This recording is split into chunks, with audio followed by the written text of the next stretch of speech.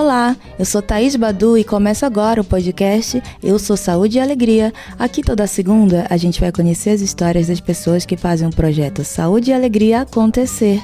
Uma iniciativa civil sem fins lucrativos que atua desde 1987 na Amazônia brasileira, promovendo e apoiando processos participativos de desenvolvimento comunitário, integrado e sustentável. Nesse 8º e último episódio, vocês vão conhecer o coordenador de comunicação do PSA, Fábio Pena, que vem da comunidade Cariacá, na região do Arapixuna. A gente já apresenta mais o Fábio, mas antes, um convite. Agora que a temporada inteira vai estar disponível, que tal compartilhar por aí como é legal ouvir as histórias inspiradoras de quem faz a Saúde e Alegria? E temos uma playlist no YouTube para quem quiser ouvir tudo por lá. Quer saber mais do projeto? Acesse o site saudealegria.org.br. O link está na descrição do episódio. E agora, como Fábio se tornou Saúde e Alegria?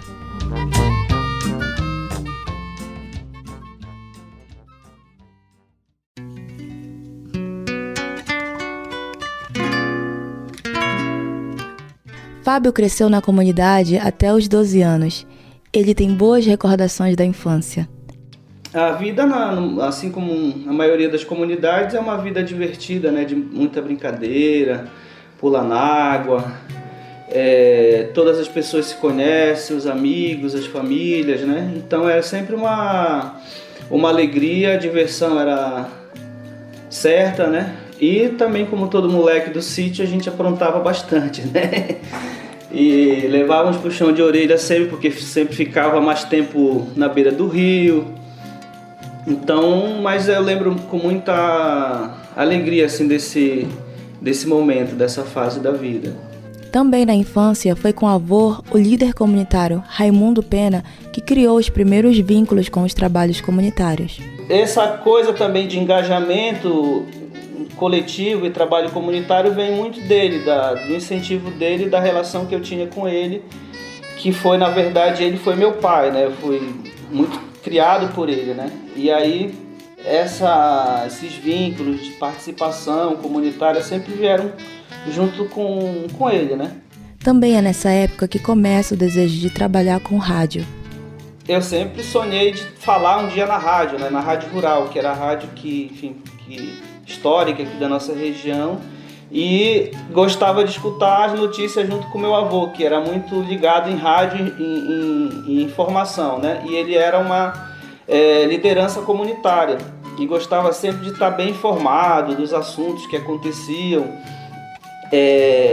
Claro, eu gostava mais de escutar música, outras coisas, mas ele quase que me obrigava a escutar a Voz do Brasil, né? Para saber as notícias, as informações de política. Ele ficava muito ligado, eu lembro muito disso. Ele era uma liderança forte na comunidade, né, de organização, dos grupos. Foi coordenador, presidente da comunidade, da igreja, do clube de futebol, do monte de coisa. Fábio achava o ambiente do projeto muito alegre. Nessa época participou dos projetos de monitores mirins. Eu lembro que comecei a participar do projeto porque a abordagem era sempre alegre, divertida, né? Então sempre tinha atividades com as crianças também, tinha o circo Mocorongo. E a metodologia do projeto era de envolvimento de toda a comunidade, dos adultos, das lideranças, da igreja, dos clubes de futebol e também muita atividade voltada para as crianças. E tinha o programa que era Monitores Mirins, que eu participei também quando criança, que eram aprendizagens sobre saúde, sobre educação ambiental, autocuidado, autoproteção, né? Direitos básicos também, e também porque nessa fase da vida você vira meio um pentelho na sua casa, na família, assim. Então era muito certo assim, que as crianças que aprendiam que tinham que cuidar bem da higiene, do cuidado com a água. E as crianças vão em casa para as famílias e ficam insistindo com os pais. Então era uma metodologia que eu lembro muito que tinha eficácia assim, na comunidade. Eram os monitores, porque a gente monitorava mesmo, né? Fábio também teve que sair da comunidade para estudar e trabalhar. Mas quando voltou, percebeu que o PSA já estava desenvolvendo projetos de comunicação, nos quais ele logo se envolveu.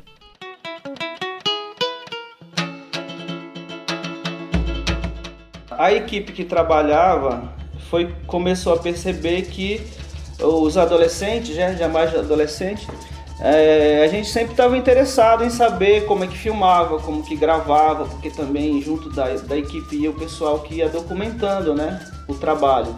E a gente sempre era aquela galera curiosa, né, que ficava tentando entender como é que se produzia, como se filmava, fotografava, essa coisa toda. E na época quem fazia isso era o Caetano, que é irmão do Dr. Eugênio, e ele também jovem ainda, né, e se engajando com os outros adolescentes e jovens da comunidade.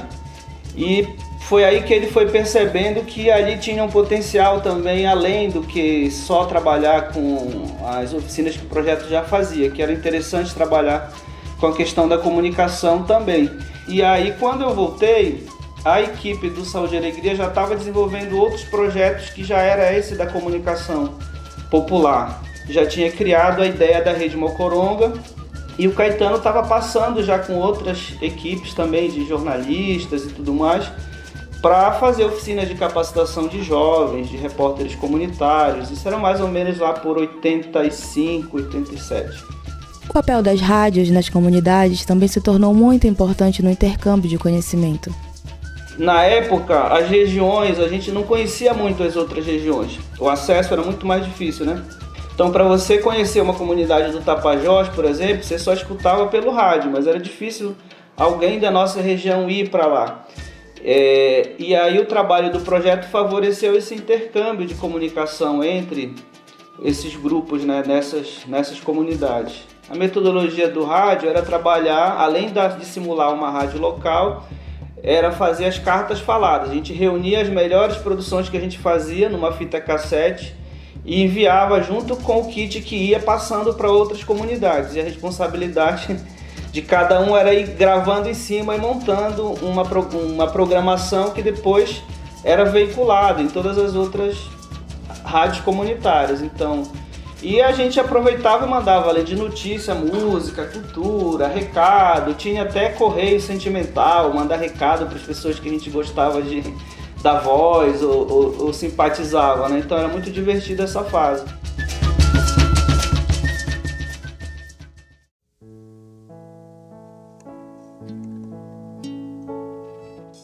Assumindo cada vez mais trabalhos no PSA, Fábio foi descobrindo em si um papel de liderança.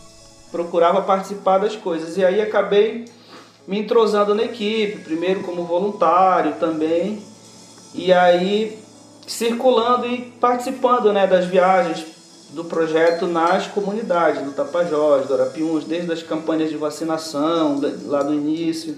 E aí foi a época em que eu fui me percebendo mais também como uma liderança de jovens entre esse grupo. Então comecei a organizar outros coletivos, outros grupos para debater as questões da juventude, dos projetos de jovens. Ao participar de projetos de rádio pela educação e estando em contato com escolas, Fábio definiu um novo objetivo em sua formação. E aí foi uma época também que começou um projeto aqui em Santarém, que foi o Rádio pela Educação, que foi um projeto do Unicef junto com a Rádio Rural, e que eu fui o primeiro repórter desse programa. A gente ia nas escolas, nas comunidades para fazer entrevistas, gravar, né, as experiências pedagógicas das escolas, e eu era um adolescente que ia nessas escolas e colocava na Rádio Rural. Então eu fui percebendo também que essa coisa da formação, né, acadêmica podia ser também um campo da educação, e aí fui fazer pedagogia. Saindo da Rádio Rural e retomando ao PSA, Fábio se lembra de como aquela foi uma época vibrante.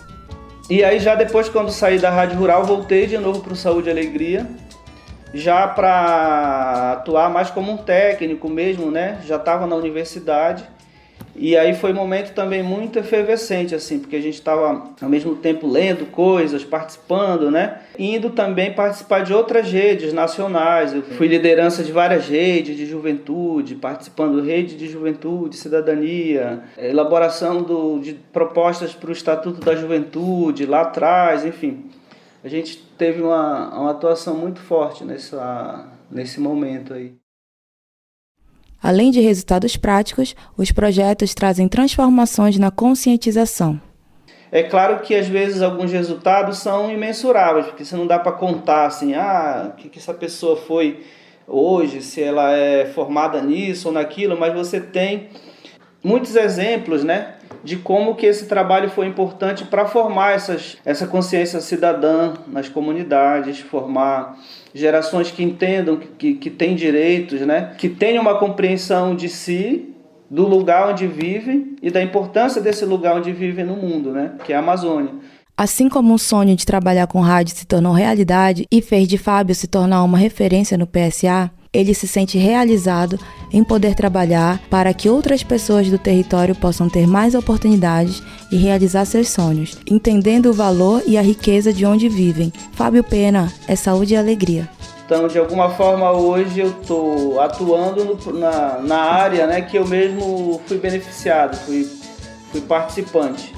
E assim, a alegria que eu tenho é hoje de estar, né, fazendo uma coisa que eu participei e meio como uma forma de fazer com que outros jovens também possam ter as mesmas oportunidades, as mesmas possibilidades que eu também tive, né?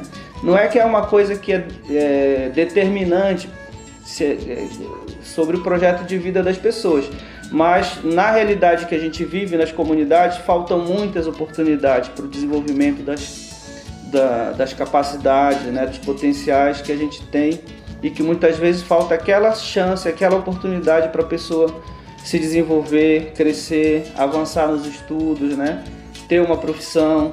Então a alegria que eu tenho é de participar, né, junto com toda a equipe que faz o projeto, para que a gente consiga cada vez mais aumentar essas oportunidades para essas novas gerações que vão surgindo, né? A vontade de mudar a realidade que você está, com apoios, né, com colaboração e gente regando, né, aquelas plantas, aqueles sonhos para que esses sonhos virem realidade.